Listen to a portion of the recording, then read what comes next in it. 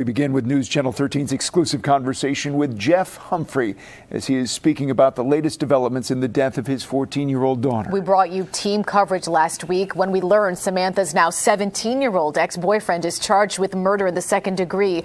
Jeff Humphrey, Samantha's father, spoke to Dan Levy today exclusively about that arrest. What do you think's going through his mind? What do you hope is going through his mind?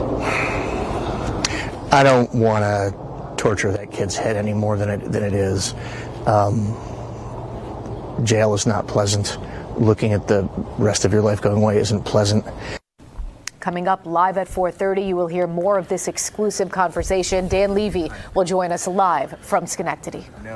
Only on 13, we're hearing from the father of 14-year-old Samantha Humphrey after an arrest was made related to her death in Schenectady. The 2.5-year mystery gripped the capital region. You will hear Dan Levy's exclusive conversation with Samantha Humphrey's father coming up in just a moment. Also, we brought you inside the interrogation room of the woman who killed her newborn baby 27 years ago. You heard this first on 13. Well, now today, Kumi Tucker is sharing more of that conversation with Carrie Mazuka, denying she killed her baby until the moment she suddenly snaps. Plus, the local library closed for 2 straight days, while the Bethlehem Public Library says it shut down, and how it's fixing the issue. And he brought a chainsaw to a rally in Glens Falls. Today, he went before a judge. What happened inside that courtroom? And we're still looking at a lot of clouds, and things are going to go downhill from here. I'll tell you when rain will arrive and how long it's going to last. Coming up. We start with the latest on the murder of Samantha Humphrey. Jeff Humphrey, Samantha's father, now speaking exclusively after learning the alleged killer is now in custody. He's a grieving father breathing a huge sigh of relief. A little bit of a cloud's been lifted. Not all the clouds. Maybe the color just changed a little. Waiting 2.5 years for an arrest, Jeff Humphrey says has created indescribable stress for his entire family. In a story you're seeing only on 13, Samantha Humphrey's father breaks his silence after the long investigation into his daughter's murder reaches the finish line. Dan Levy joins us live right now. He is in Riverside Park in Schenectady with the exclusive details. Good afternoon to you, Dan. Sabrina, Mark, good afternoon to you. It was underneath that old railroad bridge behind me where the body of Samantha Humphrey, 14 years old at the time, was discovered back in February 2023, roughly 3 months after she disappeared from this same spot. Well, today her father, Jeffrey Humphrey, joined me at this location where he was able to reflect on the case, on the arrest, and on his daughter's legacy. Let's begin there. At the time of her murder, Samantha Humphrey was a freshman at Schenectady High School. The night after Thanksgiving in November 2022, she met up with an ex-boyfriend here at Riverside Park, and according to District Attorney Bob Carney, the teens argued about Samantha's presumed pregnancy, and things turned physical, and the boy, also 14 at the time, allegedly strangled Samantha and pushed her into the Mohawk. The exhaustive search for Samantha lasted for 3 months. Her body finally discovered by a fisherman beneath the bridge where the altercation took place, and it was on this spot where Jeffrey Humphrey agreed to meet me today, and where I asked him what goes through his mind when he looks into the murky river today. I wish it hadn't happened, Dan. Is it difficult to return here? No, I came here every night while Sam was missing, sat out in the parking lot, played music, had a cry. How difficult do you think it'll be for you to be in a courtroom with that person? I don't think my presence will be required that much. It won't be difficult. I won't know that until the time comes. And because the alleged killer was 14 at the time of the crime, he is at this time being treated as a juvenile. I asked Jeff Humphrey how he felt about that, and his response might surprise you. It's coming up new at 5 o'clock. Mark and Sabrina, back to you. 2.5 years, so much that family has gone through. Dan, thank you very much for the exclusive interview there. Well, how would you feel standing on the spot where your teenage daughter was murdered? How would you react to sitting face to face in the same courtroom with the person that committed that crime? Those are just some of the big questions our Dan Levy had for Jeff Humphrey today. Mr. Humphrey's first public comments coming since the arrest in the 2.5-year-old murder case that took the life of his daughter. It's a story that you're going to see only here on 13. Dan Levy now joining us live from Riverside Park in Schenectady with what we found out today. Good evening to you, Dan.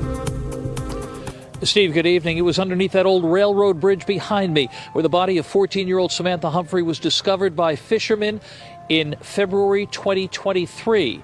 It was just earlier this month when District Attorney Bob Carney announced that Samantha's on-again, off-again ex-boyfriend, who's also 14, was in custody, charged with second-degree murder. He missed her for 3 months. You'll find out. She was right here the whole time. Returning to the Riverside Park, the scene of the murder in November 2022, and the spot where Samantha's body was eventually discovered in the Mohawk 3 months later, Jeff Humphrey spoke about the age of the still unidentified suspect. This person is 17.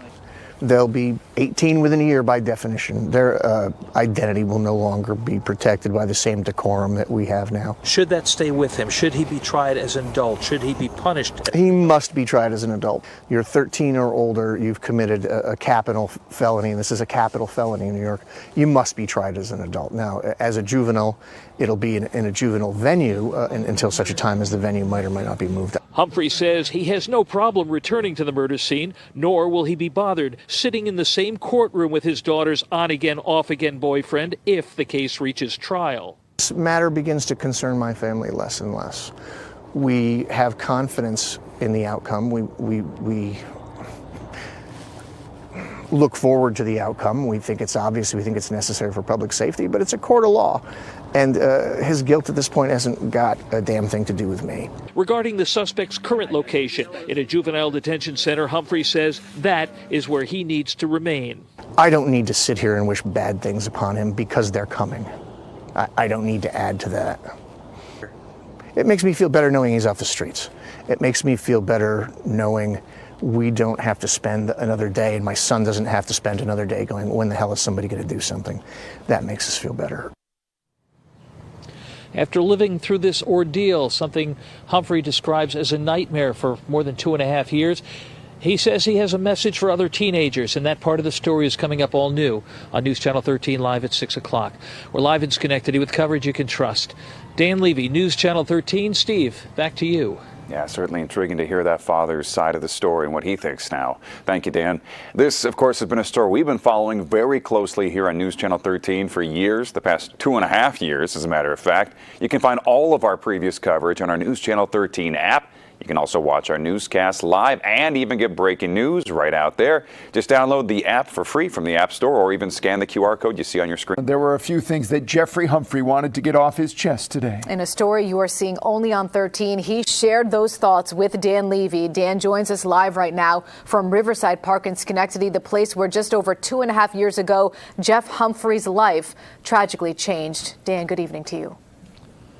Sabrina and Mark, good evening to you. Yeah, the arrest in the Samantha Humphrey murder case came exactly 1 week ago. District Attorney Bob Carney says it was here at this location where Samantha got into an altercation, a physical altercation with her ex-boyfriend, who was also 14 at the time.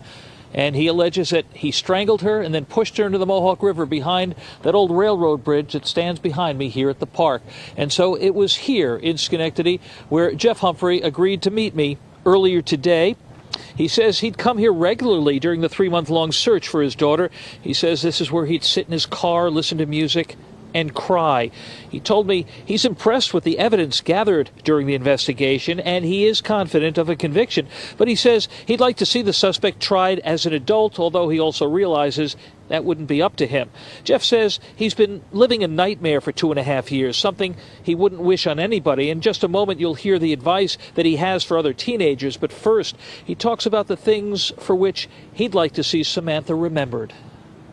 They'll know that she brought joy, and she got carried away, and she hung out with someone she shouldn't have hung out with.